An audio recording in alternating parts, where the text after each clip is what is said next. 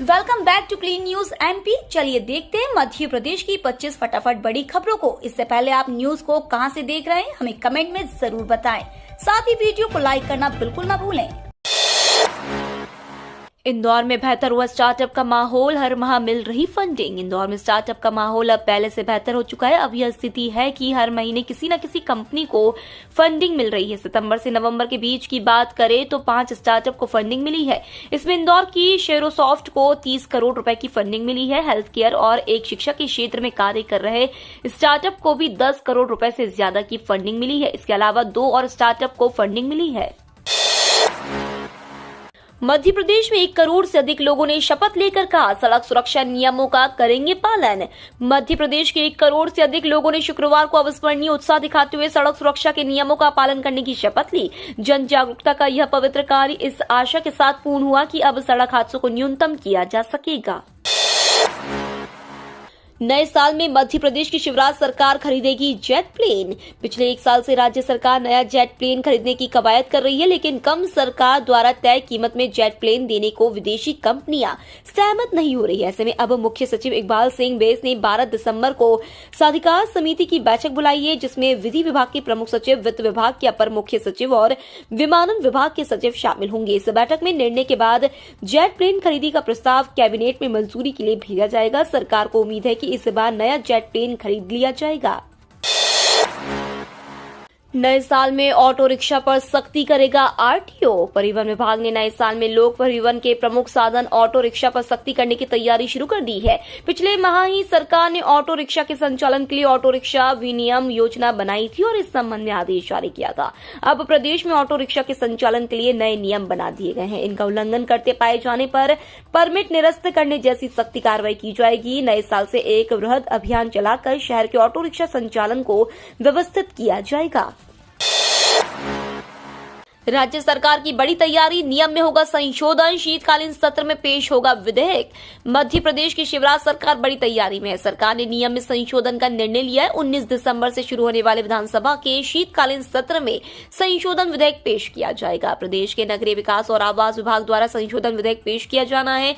इस नियम के तहत सरकार द्वारा यदि किसी संस्था को स्टाम्प ड्यूटी में छूट दिया जाता है तो नगरीय निकाय उससे अधिक से स्टाम्प ड्यूटी नहीं वसूल सकेंगे। अभी के वर्तमान नियम नगरपालिका अधिनियम में अलग से स्टाम्प ड्यूटी दिए जाने का प्रावधान है। सरकार द्वारा इसे समाप्त करने की तैयारी की जा रही ताकि किसी भी तरह का अंतर विरोध न हो। उम्मीदवारों के लिए महत्वपूर्ण सूचना, डीपीआई ने जारी किया आदेश। 18,527 पदों पर होनी है शिक्षकों की भर्ती। मध्य प्रदेश में शिक्षक भर्ती के पदों के लिए महत्वपूर्ण सूचना है। उम्मीदवार प्राथमिक शिक्षक भर्ती परीक्षा की लिस्ट जारी होने का इंतजार कर रहे हैं। इसी बीच लोक शिक्षण संचालनालय द्वारा आवश्यक सूचना प्रेषित की गई है। इसके अलावा मध्य प्रदेश में 50,000 शिक्षकों की भर्ती की जाएगी। इसकी घोषणा सीएम शिवराज और शिक्षा मंत्री इंदर सिंह परमार ने की। सीएम शिवराज ने दोहराया, प्रदेश में धर्मांतरण और लव जिहाद नहीं चलने दूंगा। मुख्यमंत्री शिवराज सिंह चौहान छिंदवाड़ा के बिछुआ गांव में जबलपुर संभाग के मुख्यमंत्री जनसेवा अभियान कार्यक्रम में पहुंचे। उन्होंने वहां विभिन्न कल्याणकारी योजनाओं के स्वीकृति पत्र वितरित किए। सीएम शिवराज ने ग्राम सभा के अधिकार और पैसा एक्ट के प्रावधानों की जानकारी दी। उन्होंने कहा कि मेरी सरकार भोपाल से नहीं गांव की चौपाल से चलेगी। उन्होंने कहा कि जो अधिकारी कर्मचारी अच्छा काम करेंगे उनकी तारीफ होगी, सम्मान होगा, लेकिन जो लापरवाही करेगा, बदमाशी करेगा तो उसको सजा मिलेगी। उन्होंने दोहराया कि प्रदेश में धर्मांतरण और लव जिहाद चलने नहीं दूंगा। कमलनाथ ने सीएम शिवराज पर साधा निशाना, कहा किसान हित के नाम पर पब्लिसिटी स्टंट। पूर्व मुख्यमंत्री कमलनाथ ने सीएम शिवराज सिंह चौहान पर निशाना साधा है। उन्होंने कहा कि प्रदेश में किसान परेशान है, उन्हें खाद नहीं मिल पा रही है और सीएम उनके हित के नाम पर केवल वाहवाही लूटने का काम कर रहे हैं। एमपी के पहले मुख्यमंत्री संजीवनी पॉलीक्लिनिक का शुभारंभ, 2 मंत्रियों ने की घोषणाएं। मध्य प्रदेश के पहले मुख्यमंत्री संजीवनी पॉलीक्लिनिक का शुभारंभ कल शुक्रवार को लोक स्वास्थ्य एवं परिवार कल्याण मंत्री डॉक्टर प्रभुराम चौधरी और चिकित्सा शिक्षा मंत्री विश्वास सारंग ने गोविंदपुरा में किया। स्वास्थ्य मंत्री डॉक्टर चौधरी ने कहा है कि भोपाल नगर में 32 मुख्यमंत्री संजीवनी पॉलीक्लिनिक शुरू किए जाएंगे। पॉलीक्लिनिक में विभिन्न रोगों के विशेषज्ञ उपचार के लिए उपलब्ध रहेंगे। साथ ही विभिन्न जांच और दवाइयां निःशुल्क उपलब्ध रहेंगी। कोरोना महामारी के बाद भविष्य निधि खाते से रुपए निकालने का चलन बढ़ा। भविष्य का आधार समझे जाने वाले कर्मचारी भविष्य निधि संगठन के खातों से रुपए निकालने का चलन प्रदेश में तेजी से बढ़ रहा है। कोरोना महामारी के बाद इसमें अप्रत्याशित तेजी आई है। प्रदेश में करीब 64 लाख ईपीएफओ खाता धारक है। संक्रमण के पूर्व 2 वर्षों में 13 लाख कर्मचारियों ने 5,000 करोड़ रुपए निकाले थे, लेकिन कोरोना महामारी का असर खत्म होने के बाद 1.5 वर्ष में ही 25 लाख कर्मचारी 7,100 करोड़ रुपए पीएफ खातों से निकाल चुके हैं। हालांकि निकासी के आधिकारिक दस्तावेजों में कारण बच्चों का विवाह करना, बीमारी के इलाज के लिए जरूरत समेत अन्य काम बताकर निकाले गए हैं। अब कुलगुरु कहलाएंगे एमपी के कुलपति। मध्य प्रदेश से हाल ही में एक बड़ी खबर कुलपतियों से जुड़ी सामने आ रही है। बताया जा रहा है कि अब जल्द ही मध्य प्रदेश में कुलपति को कुलगुरु के नाम से जाना जा सकता है। इसका निर्णय राज्यपाल मंगूभाई पटेल की अध्यक्षता में हुई बैठक में लिया गया है। कुलगुरु का प्रस्ताव उच्च शिक्षा मंत्री डॉक्टर मोहन यादव ने बैठक में रखा था, जिसके बाद इसे सर्वसम्मति से पारित किया गया है। बाघों के लिए फिर असुरक्षित हुआ मध्य प्रदेश का पन्ना टाइगर रिजर्व। मध्य प्रदेश का पन्ना टाइगर रिजर्व एक बार फिर बाघों के लिए असुरक्षित होता दिख रहा है। वर्ष 2009 में यहां एक भी बाघ नहीं बचा था। कई प्रयासों के बाद उन्हें फिर से बचाया गया। इसकी देश दुनिया में प्रशंसा भी हुई, लेकिन अब हालात वैसे ही हैं। पिछले 3 साल में यहां 5 बाघ और 1 तेंदुआ का शिकार हो चुका है। इंदौर में 95 सैंपलों की जांच की, 2 संक्रमित मिले। शहर में कोरोना के 2 मरीजों का पता चला। 95 सैंपलों की जांच की गई थी, इनमें से 2 में कोरोना संक्रमण की पुष्टि हुई है। इसे मिलाकर अब शहर में कोरोना के उपचारित मरीजों की संख्या 4 पहुंच गई है। कोई डिस्चार्ज नहीं हुआ। हालांकि डॉक्टरों का कहना है कि चारों ही उपचारित मरीजों की स्थिति नियंत्रित है। इंदौर में अब तक 38,65,976 सैंपलों की जांच हो चुकी है। इनमें से 2,12,517 संक्रमित मिले हैं। मध्य प्रदेश में अवैध कॉलोनियों को वैध करने की प्रक्रिया होगी सरल, विकास शुल्क भी होगा कम। मध्य प्रदेश में 31 दिसंबर 2016 के पहले अस्तित्व में आई लगभग 6,000 अवैध कॉलोनियों को रहवासियों को राहत देने के लिए शिवराज सरकार ने भवन व भूखंड को वैध करने के नियम तो बनाए, लेकिन इसका लाभ नहीं मिल पाया। जटिल प्रक्रिया होने के कारण कॉलोनियों को वैध करने में आ रही दुश्वारियों को देखते हुए अब सरकार प्रक्रिया को सरल करने के साथ विकास शुल्क को कम करेगी। मुख्यमंत्री शिवराज सिंह चौहान ने गुरुवार को मंदसौर में इस संबंध ने घोषणा की। रेल यात्रियों की समस्या बढ़ेगी, भोपाल से होकर जाने वाली 2 ट्रेन रद्द। भोपाल रेल यात्रियों की परेशानी बढ़ सकती है। पश्चिम मध्य रेल के कोटा मंडल के सालपुरा, केसोली एवं छाबड़ा गुगोर स्टेशन पर 12 दिसंबर 2022 तक प्री नॉन इंटरलॉकिंग कार्य किया जाना है, जो रुठाई कोटा सेक्शन लाइन के दोहरीकरण के लिए आवश्यक है। कार्य के दौरान इस खंड पर चलने वाली गाड़ियां प्रभावित रहेंगी। 2 ट्रेन पूरी तरह रद्द रहेंगी। 2 आंशिक और 4 बदले हुए रूट पर चलेंगी। गाड़ी संख्या 19811 कोटा इटावा एक्सप्रेस 12 दिसंबर तक निरस्त रहेगी। गाड़ी संख्या 19812 इटावा कोटा एक्सप्रेस 13 दिसंबर तक निरस्त रहेगी। ग्रेजुएट्स के लिए हाईकोर्ट में नौकरियां, 35 साल तक की उम्र वालों के लिए मौका। अगर आप सरकारी नौकरी की तलाश कर रहे हैं तो आपके लिए हाईकोर्ट में नौकरी का सुनहरा मौका है।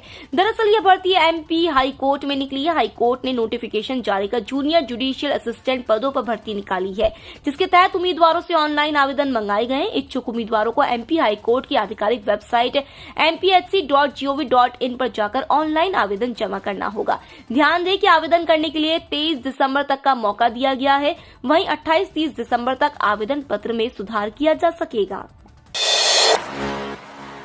अमृत व स्ट्रीट लाइटों पर नाराज हुए ऊर्जा मंत्री। संभाग आयुक्त बोले, इंजीनियरों पर कार्रवाई करें। सड़क निर्माण की धीमी गति से नाराज ऊर्जा मंत्री प्रद्युमन सिंह तोमर को वापस जूते पहनने में बार बार अमृत योजना की लाइनों का अड़ंगा लग रहा है। बार बार पानी की लाइनें फूटने से सड़क राजपायका रोड, लक्ष्मण तलैया मार्ग सहित अन्य सड़कों का काम गति नहीं पकड़ रहा है। इसको लेकर ऊर्जा मंत्री ने जिला प्रशासन, नगर निगम और पुलिस सहित अन्य विभागों की बैठक ली। बैठक में ऊर्जा मंत्री अमृत योजना की लाइनों और बंद पड़ी स्ट्रीट लाइटों पर नाराज नजर आए। वहीं संभागीय आयुक्त दीपक सिंह ने भी कहा है कि अमृत योजना की लाइनों में लगातार दिक्कत आ रही है। उन्होंने निगम आयुक्त से कहा है कि इस मामले में अमृत योजना से जुड़े इंजीनियरों की विभागीय जांच शुरू कराई जाए। पिछले 11 साल में 16 लाख भारतीयों ने छोड़ी देश की नागरिकता। लोकसभा में सरकार ने दी जानकारी। देश से बड़ी संख्या में भारतीय अपनी नागरिकता छोड़कर हमेशा के लिए विदेश जा रहे हैं। शुक्रवार को संसद की शीतकालीन सत्र में केंद्रीय विदेश राज्य मंत्री वी मुरलीधरन ने ये जानकारी दी। उन्होंने लोकसभा को सूचित किया कि साल 2022 में जनवरी से लेकर अक्टूबर के बीच 1,83,000 से अधिक लोगों ने भारतीय नागरिकता छोड़ी है। वहीं 11 सालों में 16 लाख से अधिक लोगों ने भारतीय नागरिकता छोड़ दी। उन्होंने बताया कि 2011 से अब तक 1 मिलियन यानी 16 लाख लोगों ने भारतीय नागरिकता छोड़ दी। उन्होंने ये भी बताया कि लगभग 32 मिलियन भारतीय या भारतीय मूल के लोग विदेशों में रहते हैं। चुनाव से पहले मोदी सरकार का तोहफा, इन लोगों को मिलेंगे 50,000। केंद्र की मोदी सरकार की तरफ से अलग अलग लोगों के लिए विभिन्न तरह की योजनाएं चलाई जाती हैं। छात्रों से लेकर किसान तक इन सरकारी योजनाओं का लाभ उठा रहे हैं। यदि किसी रेहड़ी पटरी वाले को पैसे की जरूरत हो तो इस योजना के तहत आवेदन करके पैसे ले सकते हैं। सरकार ने शहरी इलाकों के स्ट्रीट वेंडर्स को आर्थिक मदद देने के लिए प्रधानमंत्री स्वनिधि योजना के तहत PM street vendors Atmanirbhar Nidhi साल 2020 में शुरू की थी। पहले यह योजना 2022 तक थी, लेकिन अब इसे सरकार ने दिसंबर 2024 तक के लिए बढ़ा दिया है। जी हां, सरकार की तरफ से 50,000 रुपए का तीसरा लोन देने की सुविधा शुरू की जा रही है। केंद्र की इस योजना में रेहड़ी पटरी वालों को मामूली पेपर वर्क के तहत लोन दिया जा रहा है। मध्य प्रदेश में भी बीजेपी अपना सकती है गुजरात मॉडल।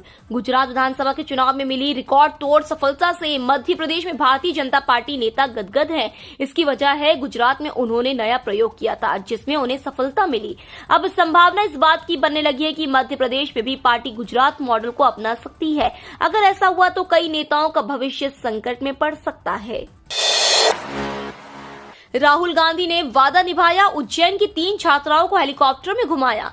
राहुल गांधी ने भारत जोड़ो यात्रा के दौरान उज्जैन में छात्राओं को हेलीकॉप्टर में घुमाने का वादा राजस्थान के बूंदी में पूरा कर दिया। 3 छात्राओं के साथ राहुल गांधी का हेलीकॉप्टर राजस्थान के बूंदी में एक फार्म हाउस पर बने हेलीपैड से उड़ा था। करीब 25 मिनट तक छात्राओं को हेलीकॉप्टर से सैर करवाई गई।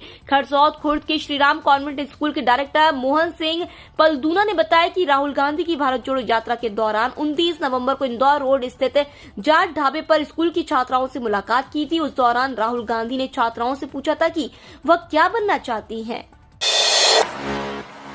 बैंक ग्राहकों के लिए जरूरी खबर, केवाईसी के नियम को लेकर आरबीआई के गवर्नर ने किया बड़ा ऐलान। आरबीआई के गवर्नर ने केवाईसी के नियम को लेकर बड़ी जानकारी दी है। अगर आपने एक बार केवाईसी करवाया है तो दूसरी बार करवाने के लिए आपको बैंक जाने की जरूरत नहीं पड़ेगी। आरबीआई के गवर्नर शक्तिकांत दास ने इसकी जानकारी दी है। शक्तिकांत दास ने बताया है कि अगर आपका पता बदला है तो आप ईमेल या रजिस्टर्ड मोबाइल नंबर पर बैंक को अपना नया पता भेज दें। आरबीआई की ओर से यह साफ तौर पर कहा गया है कि अगर आपका एक बैंक में केवाईसी है तब दोबारा केवाईसी करने की जरूरत नहीं है।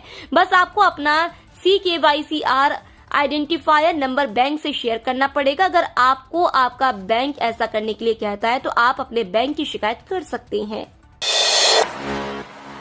कर्मचारियों की सेवानिवृत्ति आयु पर बड़ी अपडेट, बढ़कर हो सकते हैं 70 वर्ष। कर्मचारियों के लिए अच्छी खबर है। दरअसल उन्हें सेवानिवृत्ति आयु में वृद्धि का लाभ मिल सकता है।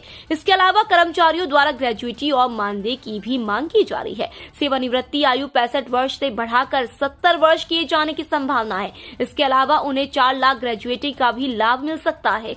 दरअसल राज्य के आंगनबाड़ी वर्कर्स द्वारा मानदेय वृद्धि सहित ग्रेजुइटी और सेवानिवृत्ति आयु में वृद्धि की मांग की जा रही है। आईपीएल ने अचानक विदेशी खिलाड़ियों को दिया बड़ा झटका। इस नियम के तहत टीम में नहीं होंगे शामिल। भारतीय क्रिकेट बोर्ड ने हाल ही में इंडियन प्रीमियर लीग के अगले सीजन के लिए इम्पैक्ट प्लेयर का नियम लागू किया है। ये नियम क्रिकेट के अलावा फुटबॉल, रग्बी, बास्केटबॉल और बेसबॉल जैसे खेलों में पहले से लागू है। वहीं आईपीएल में पहली बार इस्तेमाल किया जाएगा। इम्पैक्ट प्लेयर नियम के तहत कप्तान मैच के दौरान प्लेइंग 11 के किसी खिलाड़ी की जगह दूसरे खिलाड़ी को टीम में शामिल कर सकता है। बीसीसीआई ने अक्टूबर में सैयद मुश्ताक अली T20 टूर्नामेंट के दौरान इस नियम का परीक्षण किया था और राज्य की टीमों ने इस कदम का स्वागत किया था। लेकिन मीडिया रिपोर्ट्स के मुताबिक आईपीएल में इम्पैक्ट प्लेयर नियम को सिर्फ भारतीय खिलाड़ियों पर ही लागू किया है।